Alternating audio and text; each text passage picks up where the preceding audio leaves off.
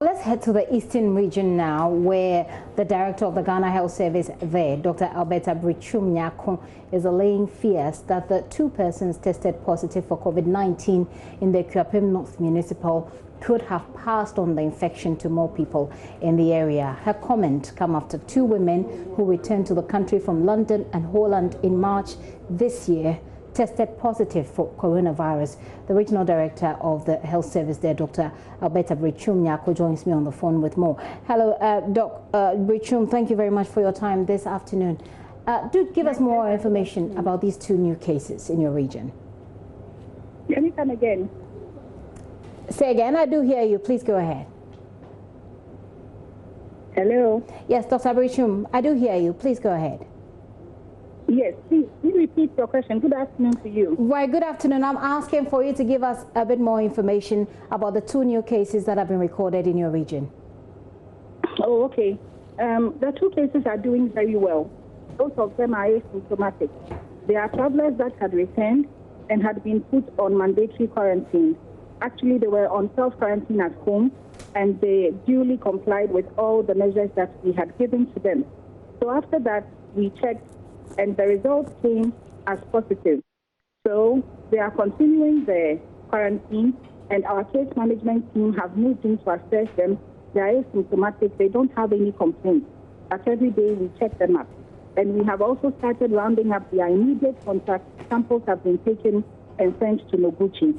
I must say that this is good for us because they are complying with us, and we are also doing our best for them. So there's no cause to worry. It's also important to note that we have sent several samples. As I speak now, after the end of yesterday, we had taken a total of 819 samples, both from travelers, contacts, and then people that we see in our surveillance. And we have results for about 50% of them. So every now and then, as the results are ready, we would receive some negative results and maybe some positive results. But our team is always ready to do the needful. Regions that didn't have a case at all until we heard about the person who was working at this construction firm, and now it looks like there are actually different cases. You spoke about the 2 persons being asymptomatic and also people who were in mandatory quarantine, and then you spoke about their immediate contacts. Will their immediate contact be people they met, say, at the airport, or are they family members? Who are they? No, the immediate contacts are often household members. Okay. Well, if they were in mandatory quarantine, are you referring to the government-driven mandatory quarantine where they were all housed in hotels? At home. No, they were doing it at home. Okay. So the contact tracing is focused on their family members who may have come into contact with them. Yes, family members. And then sometimes, this sample was taken after the quarantine was over, after the 2-week quarantine was over. Okay. So one of them was a bit active after that. And she met 1 or 2 people. She's given us the names, and we've contacted them as well. Okay. You're seeking to allay fears for the people in the region that these people could have passed it on to others. To what extent can you allay the fears when indeed it looks like these people have actually been active, not through anybody else's fault, by the way? There's always a risk. And until the results come from the contacts whose samples have been submitted to Noguchi, it will be very difficult for me to say that they have not passed the infection on to somebody who was within their immediate vicinity. But what I must say is that people must understand that the risk is out there once this is an epidemic.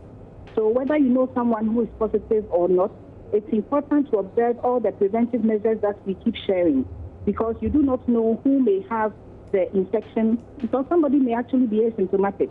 But what I am saying right now is that these people were under quarantine. Apart from the one that I said interacted with a few more people and has given us the list, the other one has actually been at home all the time. So her contacts are just 1 or 2 people. It's the other one who has other household members, and therefore we took samples from about 8 people. And the other people that she has roped in, maybe about 6. But it's just because she interacted with others. So what I'm saying is that because they are being very compliant and being very willing to share with us whom they think they have been in contact with, it becomes easier to round up these possible contacts and then contain the outbreak should there have been any spread from them. So these 14 people that you're talking about, are they all for one case? If so, what is the number for both cases as far as those we are contact tracing? The first one just has about 2 contacts. The second one had about 8. You know, when it comes to contact tracing, you are often not able to generate the list at one sitting or at one time because you are helping the client or the positive patient to jog his or her memory to remember what they did so many days back. Yeah. So at a sitting, they are able to give you some names, and you must keep going, so you see that they've actually exhausted the list. So you can get 8 contacts today. If the person is really active, when you come back in the evening, he or she may have remembered more, and so the list can keep growing. But what we have was actually those within the household, those within the particular house that she lived, and a few people that she had interacted with. Okay. So far, how many people are you contact tracing? For the Akuapem case? For the 2 cases, yes, please. I would say right now maybe 12. 12? Yeah. Okay. So this brings me to something that perhaps I can bring your attention to. As far as the contact tracing is concerned, when we know that people have been self-quarantined or have been mandatorily quarantined, is there part of the protocol where they have to necessarily list down every person that they come into contact with, knowing that there is a possibility they are infected?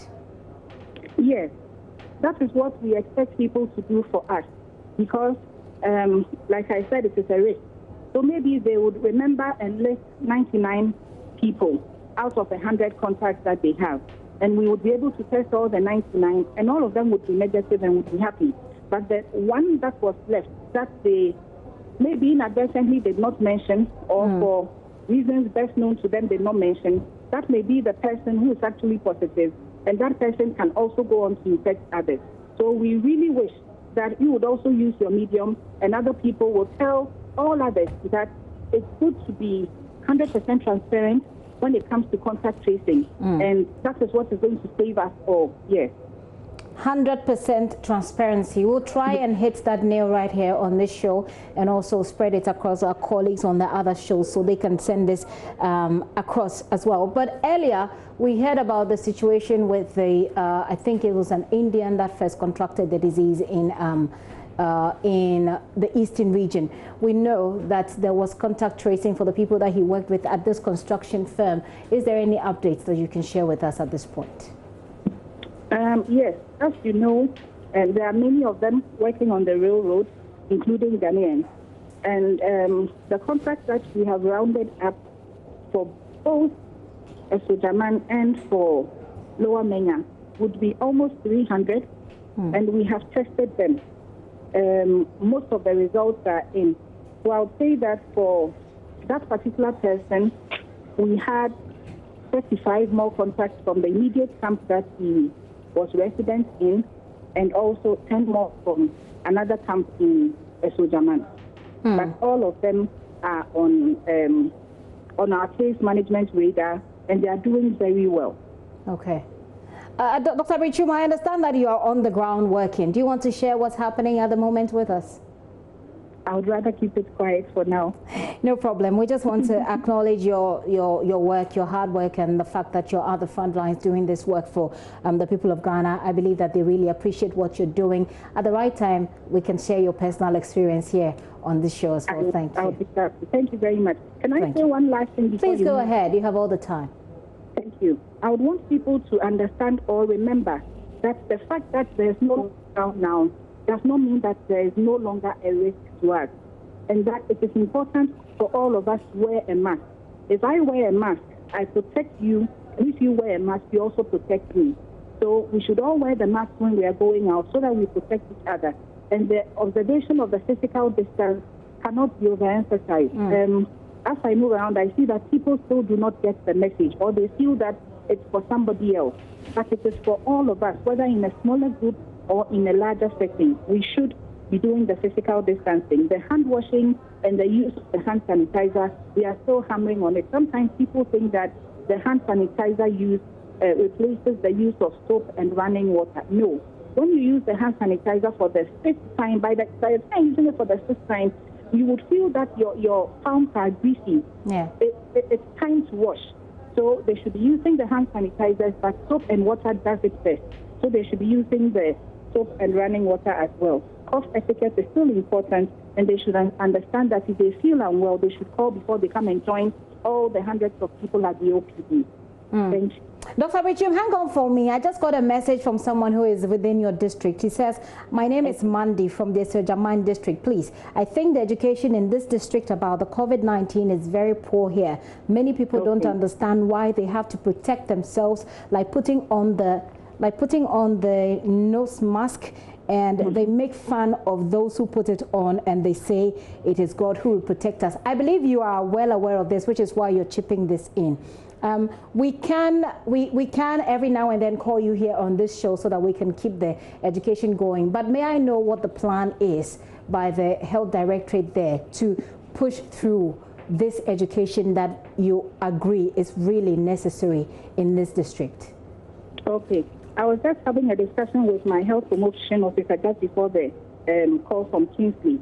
We are finding other ways of engaging more people to help us with education.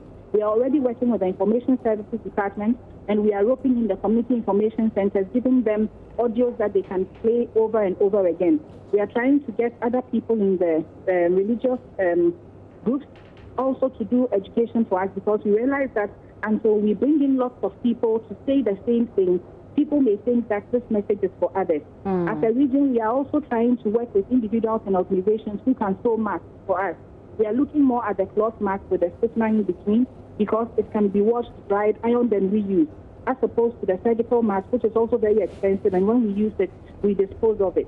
So we are trying to get more masks for us, the staff, and also for clients who come to us, and for people in the street, so that people understand that this is the way to go now. You don't need to laugh at somebody who's wearing the mask. It is actually the way to go. So that is what we are doing, and we would also implore you to use your medium to let people understand that wearing a mask is the right thing. The Medical Women Association of Ghana is also championing the use of masks, and I'm sure the Ghana Health Service, our leadership, will also come up with a statement on it, just as the President said. It's important for us to wear masks. We'll be talking to those who are championing the use of face masks, but just before you go, there's a very quick one that I wanted to ask, and this is a very important question about the effectiveness of the fabric masks. Some have said that it's not as effective as the surgical mask. What do we know from your perspective? Yes, it is true. It is not as effective as the surgical mask, but it serves as a barrier. Because let's remember, when someone is exhaling or someone is talking, coughing or sneezing, it's the droplets that come out from that person, if that person is infectious, that actually lands on your nose or inside your nose or inside your mouth. That is where the skin is soft. We would say mucosal layer. It is soft for the virus to enter. So it's that way through which the transmission happens. So if somebody is wearing, even if it is a bandana on the nose or and the mouth, it forms a barrier between the person who's shedding the virus and you who is in the vicinity. So yes, the cloth mask is not 100% or 99% like the N95, but it offers some protection that we cannot do without. And especially if all of us are wearing it, then I am the one shedding the virus, but because I have the mask, I am not able to pollute the air as I normally would without the mask. And because you are also wearing it, you don't receive as much as you would have received without the mask. So it is protective both ways. It's better than nothing is what my understanding is about it. Well, that makes perfect sense to me. If you can, by all means, get the one that protects you better. But if not, don't leave it empty. Put on some clothes, and that will help. Doc, thank you so much for your time this afternoon once again. Like I said, at the appropriate time, we'll be able to come to you and share in your experiences, so people can see how much of a pressure there is, so they'll stay at home or wear their masks. Dr. Brichum is the Eastern Regional Health Director there, who is sharing with us details on the ground for what has happened. As we know, they've recorded in that region about 2 new cases. They're contact tracing about 12 people, but she says that the list is always being updated because the cases keep remembering the people they've been in touch with. and they're working on those ones as well. So she's saying that lifting the lockdown doesn't mean there is zero risk. There is still risk. We're all at that risk. Stay at home, wear your masks, keep washing your hand if you can. If not, use a hand sanitizer.